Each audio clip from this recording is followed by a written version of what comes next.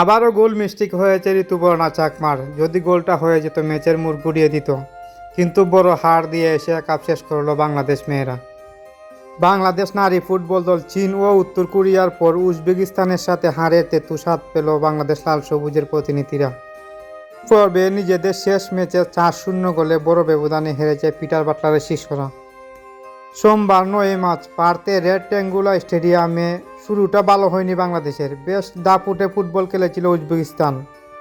বাংলাদেশকে চাপে রেখে কয়েকবার রক্ষণায় হানা দেয় তারা। ডি বক্সে ছেড়ে দলকে বাঁচাতে গিয়ে প্রতিপক্ষের খেলোয়াড়কে ফাউল করে হলুদ কার্ড দেখেন গোলরক্ষক মিলি।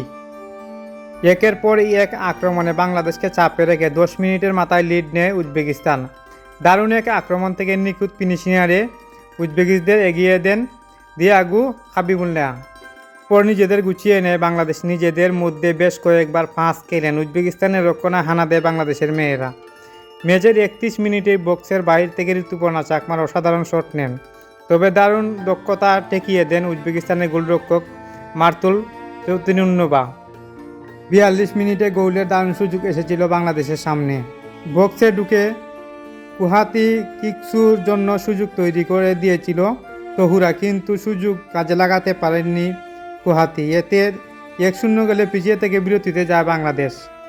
বিরতির পর আক্রমণের দাঁড় বাড়ায় বাংলাদেশ লাল সবুজের প্রতিনিধিরা। অল্প সময়ের মধ্যে কয়েকবার আক্রমণে যান ঋতুপর্ণা, কিন্তু শেষ পর্যন্ত সমতা গোলটি পাওয়া হয়নি বাংলাদেশের। ঋতুপর্ণা চাকমার গোলটা যদি মিস হতো না, বারেবার যে অ্যাটাকগুলো হয়েছে সে অ্যাটাকগুলায় যদি কিছুটা 2-1টা গোল হতো তাহলে কিন্তু অন্যরকম হতো। আর যদি বাংলাদেশ জয় পেত তাহলে তো সুপার 8-এ যাইতো। সুপার 8-এ গেলে বাংলাদেশ সুপার 8-এ গেলে সুযোগ পাইতো খেলার, কিন্তু বর্তমানে কালিয়াতে আসতে হবে। বর্তমানে তো সুযোগ নেই, আর শেষ সুযোগ।